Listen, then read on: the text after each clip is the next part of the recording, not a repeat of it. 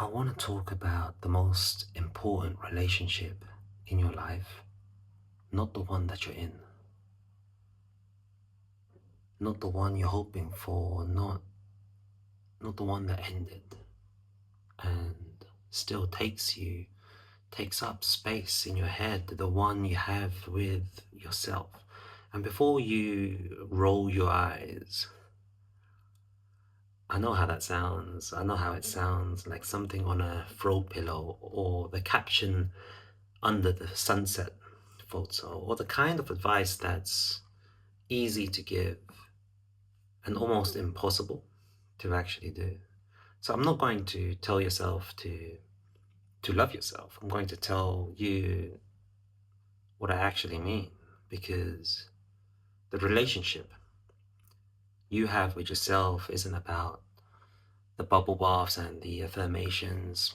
It's about something much more specific and much harder. And I think once you understand what it actually is, everything else starts to make sense, because the way you treat yourself, the internal dialogue, the standards you hold yourself to, the way you speak to yourself when nobody is watching, that's not just a mood, it's a template, and it's shaping every relationship you have.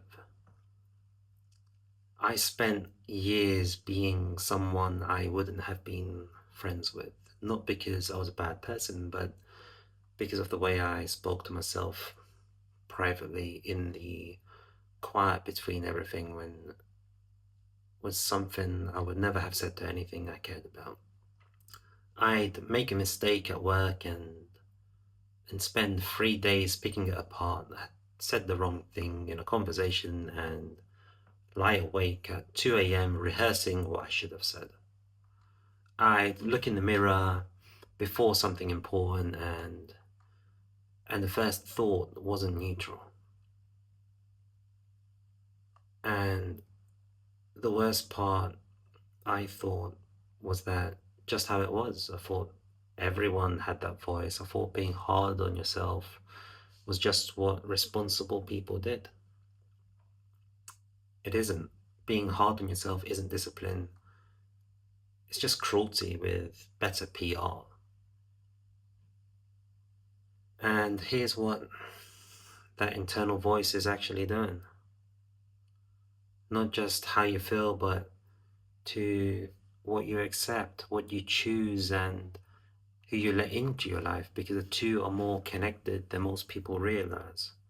Because the relationship you have with yourself sets the standard for every relationship that follows. And if the standard is low, you won't even notice when someone treats you accordingly.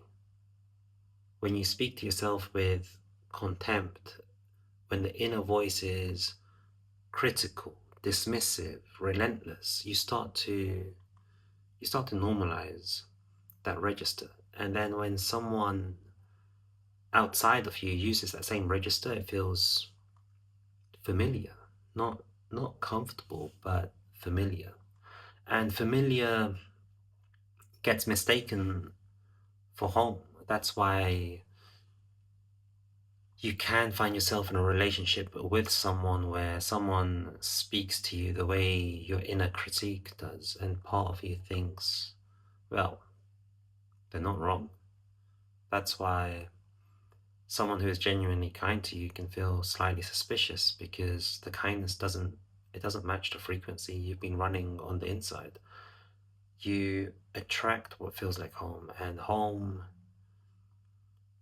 is built inside first. And here's what's changing the relationship with yourself, because what it actually looks like, because I'm not going to tell you to think positively. I'm not going to tell you to think positive thoughts. That's not what this is. This is something more quieter and more specific, because the shift doesn't happen in big moments. It happens in the small ones, the ones no one sees. And I think that's exactly where you need to start. It happens in the moment after you make a mistake.